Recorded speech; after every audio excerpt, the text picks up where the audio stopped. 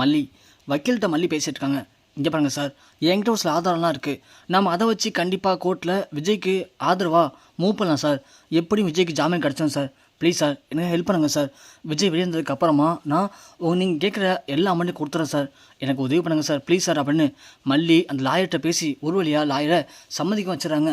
இதை நம்ம ராஜி கவனிக்கிறாங்க. ஓ மல்லி, அப்போ நீனு இந்தளவுக்கு ரெடி ஆகிட்டியா? பரவாயில்லையே, நான் கூட உன்னை டம்மி பேசுன்னு நினச்சேன். ஆனால் நீனு எனக்கு எதிராக விஜயை காப்பாற்றுறதுக்கு வக்கீல் வரைக்கும் பேசி முடிவு பண்ணிட்டியா? சரி பரவாயில்ல, முடிவு பண்ணு. ஆனால் நீங்கள் கோர்ட்டுக்கு போனால் தானடி அங்கே போயிட்டு மோதி பார்ப்பீங்க. உங்களை கோர்ட்டுக்கே போக என்ன பண்ணிட்டேன்னா என்ன பண்ணுவீங்க? உங்களுக்கு நான் என்ன பண்ண போகிறேன்னு மட்டும் பாருங்கள் அப்படின்னு ராஜி முடிவு பண்ணுறாங்க. இங்கே அன்னப்படி வராங்க. என்ன மல்லி, என்னாச்சு? அந்த வக்கீல்கிட்ட பேசிட்டியா போல? பேசினேன் பெரியமா, வக்கீல்கிட்ட சொல்லியிருக்கேன். ஆனால் வக்கீலுக்கு நம்பிக்கையே இல்லை. ஏன்னா விஜய் வெளியே கொண்டு வரதுக்கு நம்மள்கிட்ட எந்த ஒரு ஆதாரமும் இல்லை. எப்படி கொண்டு வர முடியும் அப்படின்னு அவர் புலம்புறாரு. அதான் எனக்கு என்ன பண்ணுன்னு தெரில. ஆனால் ஏதோ கடவுள் ஏதாவது ஒரு ரூபத்தில் எனக்கு உதவி பண்ணுவார் நம்பிக்கை இருக்குது. அதனால் வக்கீல்கிட்ட பேசிட்டேன். நாளைக்கு காலை நம்ம கண்டிப்பாக கோர்ட்டுக்கு போகலான்னு சொல்லியிருக்காரு. போய் விஜய்க்கு எதிராக நம்ம பேசலாம்னு சொல்லியிருக்காரு. எப்படி நான் விஜயை வெளியே கொண்டு வந்து நினைக்கிறேன் பெரியமா அப்படின்னு மல்லி சொல்கிறாங்க. சரி போல, நீ ஒன்றும் கவலையப்படாத போல. விஜய் தம்பி இந்த தப்பும் பண்ணியிருக்க மாட்டார். உன் நல்ல மனசுக்கு கண்டிப்பாக உன் புருஷனுக்கு எதுவும் ஆகாது. விஜய்க்கு 1000 பிரச்சனை வரட்டும், உன் தாலி பாக்கியம் கண்டிப்பாக விஜயை காப்பாற்றும் போல அப்படின்னு அண்ணன் சொல்கிறாங்க. உடனே மல்லிக்கு ஒரு ஞாபகம் வருது. நாம் கோயிலுக்கு போய்ட்டு வந்தால் என்ன அப்படின்னு. உடனே மல்லி கிளம்பி கோயிலுக்கு போகிறாங்க. கோயிலில் போய்ட்டு சாமிகிட்ட பயங்கரமாக வேண்டிக்கிறாங்க. என் புருஷன் எந்த தப்புமே பண்ணவே இல்லை. அவர் ஒரு அப்பாவி, நிரபராதி. ஆனால் அவர் மேலே இப்படி தேவையில்லாமல் பழி போட்டு அவங்க அக்கா ராஜேஸ்வரி அவரை போட்டு குடும்பப்படுத்திட்டு இருக்கா. அவருக்கு துரோகம் பண்ணுறா. ஆனால் அதை விஜய் புரிஞ்சுக்க மாட்டாரு. தான் அக்கா நல்லது தான் பண்ணுவாங்க அப்படின்னு நினச்சிக்கிறாரு. அது பரவாயில்ல, அக்கா மேலே எல்லா தம்பிக்கு இருக்கிறது தான். ஆனால் அப்படியாப்பட்ட அக்காவா ராஜேஸ்வரி நடந்துக்கலையே. அப்படி இருந்துமே நீ எதுக்காக என் புருஷனை காப்பாற்றாமல் இப்படி கைவிட்ட? என் புருஷனுக்கு எந்த ஒரு தப்பு பண்ணாமல் ஜெயிலில் போய் தண்டனை அனுபவிச்சிட்ருக்காரு. ஒவ்வொரு நாளும் குற்றம் வந்துச்சுல கூனி குறுகிட்டு இருக்காரு. அதை பார்க்கும்போது எனக்கு எவ்வளோ கஷ்டமாக தெரியுமா இருக்குது. இங்கே பார் சாமி, நான் வந்துட்டு பல முறை வேண்டிக்கிட்டது எல்லாம் தெரியுமா? என் புருஷனுக்கும் என் குழந்தைக்கும் எந்த ஒரு ஆபத்து வந்தாலும் அதை எனக்கு கொடு, நான் தாங்கிக்கிறேன். ஆனால் அவங்களாம் பாவம், அவங்க எந்த தப்புமே பண்ணாதவங்க. அப்படி இருக்கும்போது நீ அவங்களை தண்டிக்கிறது எந்த விதத்தில் நியாயம்? எனக்கு தெரிஞ்சு நாளைக்கு மட்டும் விஜய் அந்த கோர்ட்டில் அவர் நிரபராதின்னு சொல்லி அவர் வெளியே விடாமல் இருந்தாங்க அப்படின்னா கண்டிப்பாக நான் உயிரோடு இருக்க மாட்டேன். சமாதானத்தில் வந்து நான் தூக்க மாட்டி செத்துருவேன், இல்லை தற்கொலை பண்ணிப்பேன். அப்புறம் அதுக்கு காரணம் நீயாக தான் இருப்ப, பார்த்துக்கோ அப்படின்னு இங்கே மல்லி பயங்கரமாக ஃபீல் பண்ணி அழுகுறாங்க. இங்கே ஒரு சாமி, நான் உன்ட்ட மடிப்பிச்சு கேட்குறேன், என் புருஷனை என்கிட்ட கொடுத்துரு அப்படின்னு மல்லி அழுதுட்டு கிளம்பி வீட்டுக்கு போகிறாங்க.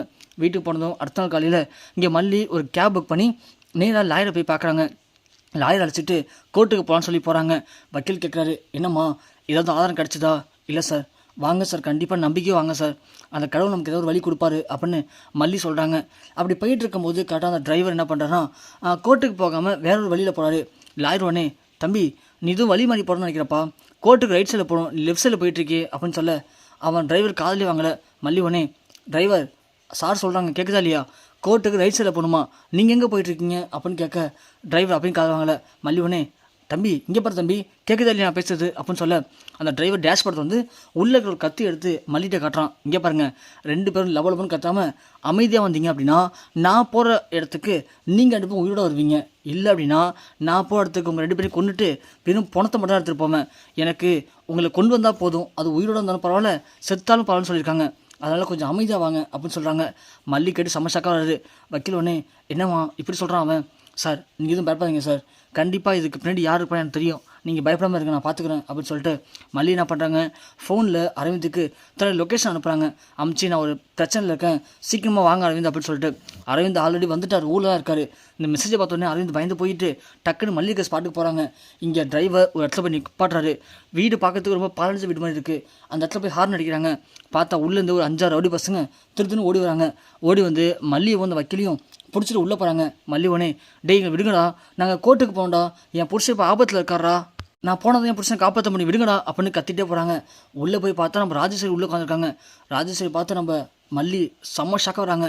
அடைச்சி நினச்சேன் அப்பயே நான் இதெல்லாம் உன் வேலையாக தான் இருக்குன்னு சொல்லிட்டு கூட போன தம்பியை பழி வாங்கிறதுக்கு இப்படி துடிக்கிறியே, நீலாம் ஒரு அக்காவா, நீலாம் ஒரு பொம்பளையே கிடையாது, நீ ஒரு பண பேய் நினைக்கிறேன், அதான் இப்படி மனசாட்சி இல்லாமல் கொடூரமாக நடந்துக்கிற அப்படின்னு பயங்கரமாக மல்லி பேசுகிறாங்க.